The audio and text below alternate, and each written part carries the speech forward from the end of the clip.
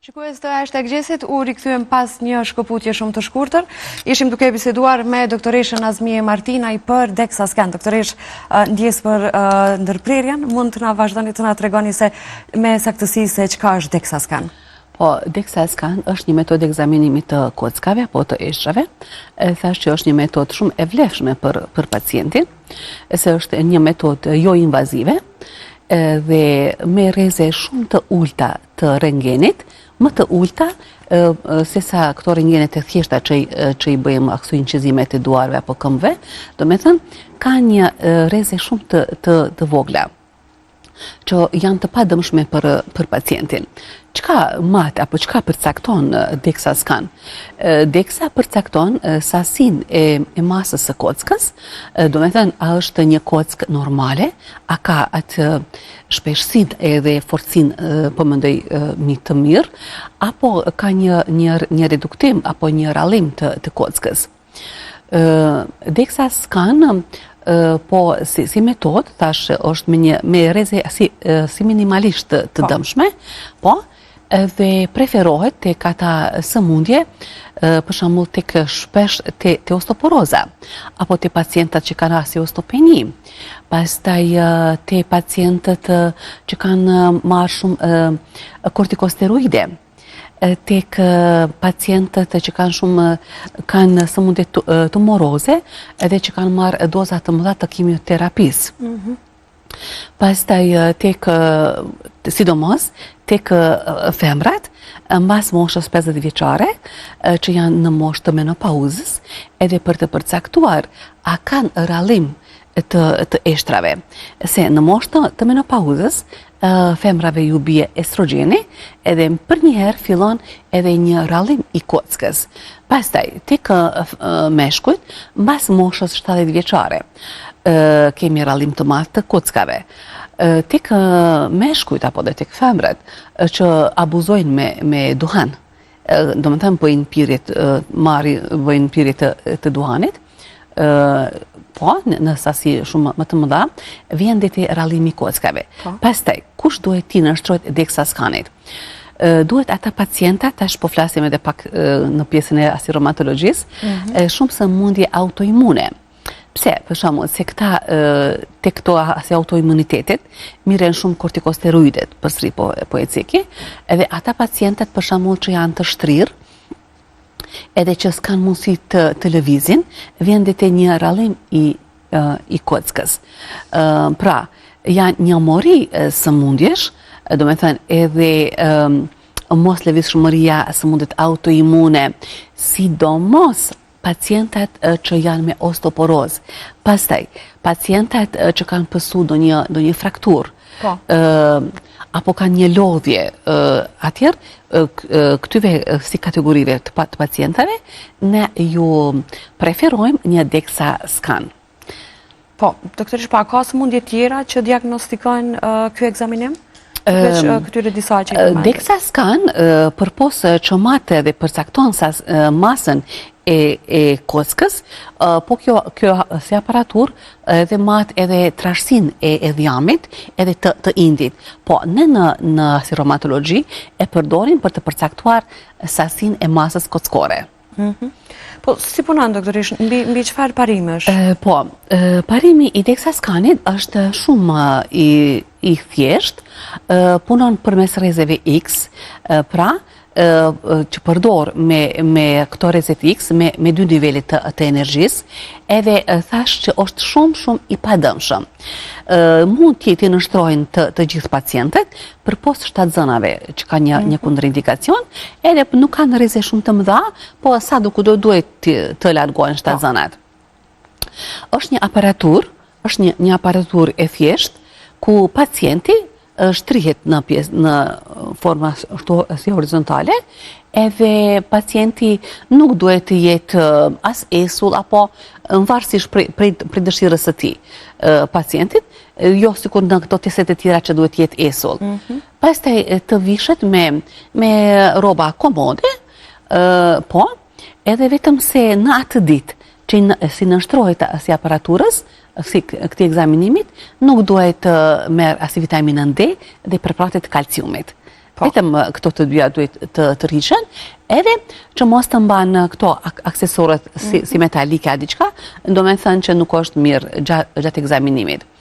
Gjatë ekzaminimit mund të qëndron edhe mjeku edhe një motër apo teknikë për t'i ndihmuar të kyç aparaturën, edhe për t'i ndihmuar edhe si doktoreshës, po do me thënë edhe ne mund të mbajmë një antiplumb të veshur, po minimalisht janë si rezatimi. DEXA-scan punon përmes asaj që kësi detektorët që janë të vendosur në DEXA në këtë aparatin, ato e përcjellin këto si rezatimin nëpër trupin e njeriut, të pacientit, edhe pastaj ajo na jep të dhënat në kompjuter. Çka inqezon në fakt këto, çka inqezon? Më tepër si aparatura fokusohet apo si kështu rezatimi shkon në për dy si kardhokullat e trupit të njeriut apo të qafës së femorit, aty bëhen thyrjet më të mëdha. Do me thënë, fokusohemi në pelvik, në pjesën e qafës së femorit, edhe në 5 unazat e belit. Do me thënë, si detektorët e ndryshëm që janë të vendosur aty, edhe e përcaktojnë pastaj sa është rallimi i kockës. Do me thënë, edhe pastaj në bazë të T-scorit, që është një vlerë, çka është tash për pacientat ndoshta është e nevojshme ta shpjegojmë. T-scori është një vlerë që e bëjmë krahasimin me një kockë të njeriu të shëndosh. Që një kockë të fortë. E bëjmë krahasimin të një pacient që jo është nështruar kësi aparaturës apo ekzaminimit. Edhe në bazë të saj vlerësojmë a është kocka e fortë apo kockë normale, a është kockë më e rrallë, asi ostopeni si e themi, apo është kockë që ka osteoporozë. Në qofse T-scori, normal T-scori është prej 0 në -1.0. Do me thënë, kjo mund të themi që kocka është e fortë edhe është kockë normale. Nëse T-scori është më i ulës se tash -1.0 dhe -2.5, do me thënë nuk e ka kaluar -2.5-shin, do me thënë ta kenë pacientat edhe këto si të mbajnë në mend, si formullë si me thënë, në këtë pjesë, atëherë kemi një osteopeni. Do me thënë, nuk është osteoporozë e plot, po pacienti ka një rallim të kockës. Që në këtë kategori, pacienti duhet të marrë si vitaminën D, 4000 njësi çdo ditë, me protokole të reja, edhe të merë kalciumin 1 gram. Do me thënë, edhe për këtë si kategori të pacientave duhet mjekimi. Nëse T-scori kalon, do me thënë, është më i vogël se -2.5, në -3.0, -4.0 kam pacienta që kanë në T-scori edhe më të ullur, atëherë kjo është osteoporozë. Edhe në këtë kategori të pacientave, mjeku asi reumatologu dhe ti qaset më shumë pacientit, në këto raste edhe duhet përpos vitaminës D edhe kalciumit, duhet pacientit jipen edhe bisfosfonate, që frakturat mos të bëhen, se osteoporoza është sëmundje e heshtur. Pacienti nuk ka dhimbje as pak. Ta në kohën, thot, jo, jam mirë, s'kam problem, veç për shkakun një rëshqitje këmbës në akull apo në lagështi, mund të pësohen fraktura. Kësaj kategorie, atëherë këtyre pacientave, ipen bisfosfonate tash, kalciume dhe preparate të vitaminës D. Doktorish, po a ka efekte anësore DEXA-scan? Për fat të mirë, DEXA-scan, thash, është një metodë mjaft e vlefshme, shumë e qëmuar për pacientin, se është, thash, jo invazive, edhe minimalisht me rezatime të vogla, dhe efekte anësore nuk ka as pak, vetëm dobi të mëdha ka pacienti. Do me thënë, përcaktohet masa e sasisë kockës, edhe shpesh i detektojmë a do të ketë pacienti fraktura më vonë, do me thënë, a është aq e rrallë kocka, sa do të pësone osteoporozën. Me thënë, përparësitë dhe efektet e mira të deksës janë të panumërta. Pra të unë e thamë që është krahasim me këse egzaminime CT apo kësi rezonanca, ku CT-a ka shumë reze, deksa skan ka minimalisht reze, edhe është shumë e qmuar për pacientët. Kështu që unë përmes kësaj interviste, dua të bëj edhe apel pacientave, mbi moshën 50 vjeçare, të gjithë sidomos femrat që kanë hyrë në menopauzë, të bëjnë të paktën 1 në 2 vite, vitin e parë gjithsesi një DEXA scan. Po, pra doktorish, më falni, kjo është si një kontroll rutinë ndoshta pa pasur DEXA scan nuk bëhet në çdo 6 muaj. DEXA scan bëhet 1 në 2 vjet. Nëse për shembull e ke realizuar brenda vitit, vetëm nëse është për shembull ka pasur fraktura, mund ta bëjmë edhe pas 1 viti. Po për ndryshe 1 në 2 vite bëhet, 1 herë në 2 vite. Po, do me thënë nuk është aq me asi e shpesht, po kontrolla mjafton brenda 1 vite gjys, 2 vite, po. Ku ngelet të them, që është mjaft e vlefshme, ku na i përcakton edhe thash si densin apo rrallimin e kockës.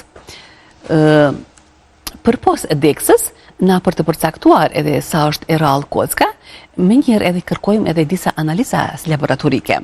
Për shembull, kërkojmë si fosfatazën alkaline, një pasqyrë të gjakut, pastaj kalciumin e ionizuar, kalciumin total, vitaminën D, edhe magnezin në gjak. Gjithmonë, plus edhe ure kreatininën.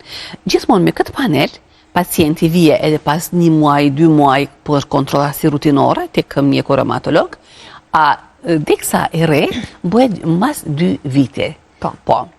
Doktorish, po, nëse nuk kishe duke thënë diçka, po si mund të ruajmë shëndetin e ishtrave? A ka rëndësi edhe mënyra se si ushqehen? Shumë. Për të arritur një fortësi sa më të madhe të kockës, sidomos pacientët që kanë osteopeni, apo edhe ne që jemi të shëndosh, forcia e kockës rritet gjatë ecjes. Çdo ditë ne duhet, ose edhe pacientët, mos flasim për që kanë osteopeni ose osteoporozë, duhet të ecet 1 orë në ditë. Ose janë të planifikuara disa ushtrime të posaçme për këtë osteoporozën, për kockat, edhe ato e mbrojnë shumë shëndetin tonë. Minimalisht gjysmore nëse ecet në ditë, na e shpeshtojmë kockën tonë shumë. Pastaj, ushqimi është shumë i domosdoshëm. Çka përmban ushqimi për të forcuar kockat tona? Duhet të ketë ushqim sa më shumë me kalciume.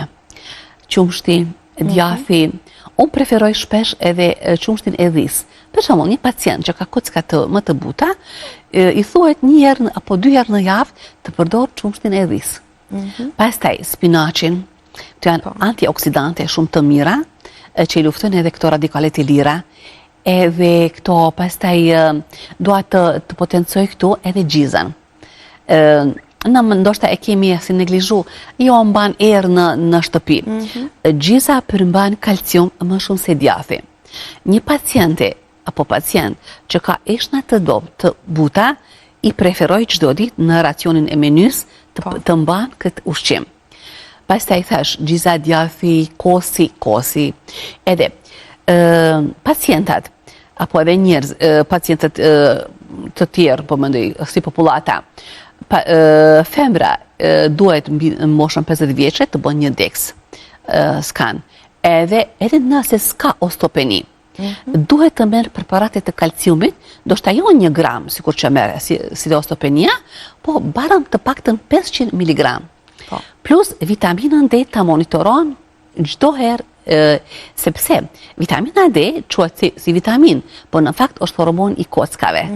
Vitamina D bashkë me kalciumin e mbajnë kockën shumë të fortë. E mos flasim për pacientat që janë me osteoporoze, me këto si kategori të tjera të sëmundjeve të eshtave.